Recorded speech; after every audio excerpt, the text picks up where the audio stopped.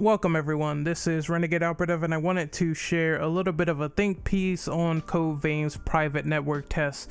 Just a little bit of a first impressions here. I was honored to get in after signing up once Bamco announced they would be doing this stress test a few weeks ago. What are my thoughts on Code Vein?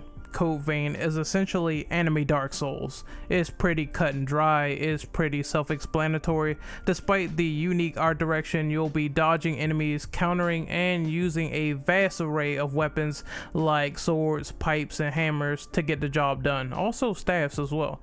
At this point, you might think that this style is run-of-the-mill for video games, especially after the success of Dark Souls, but I still found some enjoyment within this game. The RPG mechanics are extremely massive regarding skill sets for your character, whether it boils down to boosting magical attacks or utilizing different blood codes that the game gives you that gives you unique properties. There are gifts that you can use to upgrade attacks and magic, which is a pretty nice touch. Maybe you'll get an entirely different charge move, maybe you'll get health buffs, maybe you'll get a special technique that allows you to do consecutive sword slashes. The blood codes are awesome, and this approach can be ambitious, offering up a variety of ways to customize your character to the highest degree. That being said, this approach does come with a few drawbacks, as I found myself wasting a lot more time in sub-menus than I ever did for a Dark Souls game.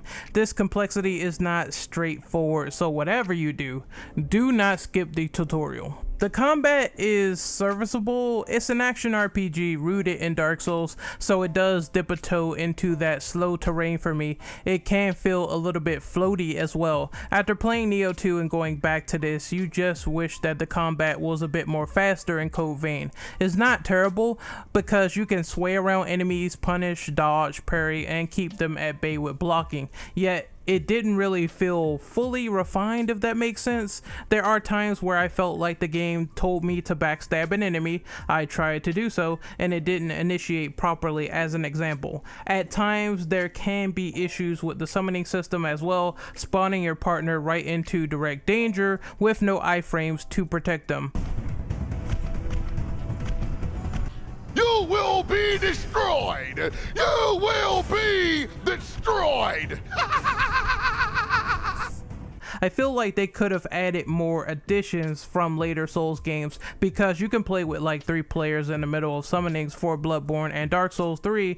Code Vein just caps the player count to 2 once a distress signal is sent. High priority areas are very challenging to get through with only 2 players max.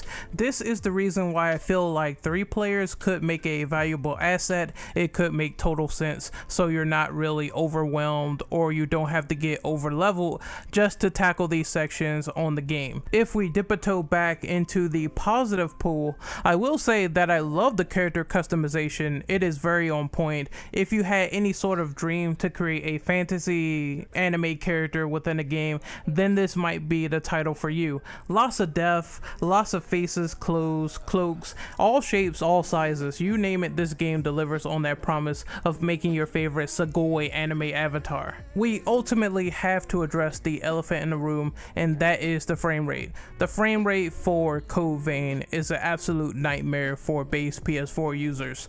But I heard from my friend BioDevil Dom, and he said that in his experience, the frame drops are not as bad on the PS4 Pro. I don't know the full specifics. I don't know about the PC experience either, since I didn't request the code for PC.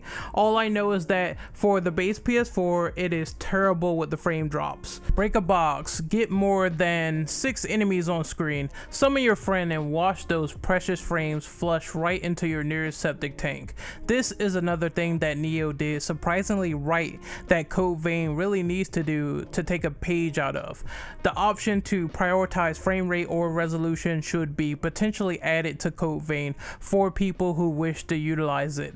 Guys, at the end of the day, Code Vein can be fun, very similar to Dark Souls in formula, but I personally did enjoy what the game tried to accomplish. The issues here do stick out like a sore thumb though, like the frame drops on base consoles, slow combat, and the lack of 3-player co-op. Once all of these issues are ironed out, I think that Namco could have a decent game on their hands. I will fix all these issues and sell it at a $35 price tag, balance it out a bit, and add more replay value and go from there. This is Renegade Operative signing off. Hopefully you guys enjoyed my short first impressions on Code Vein. What do you guys think about the network test personally? Comment below, let me know.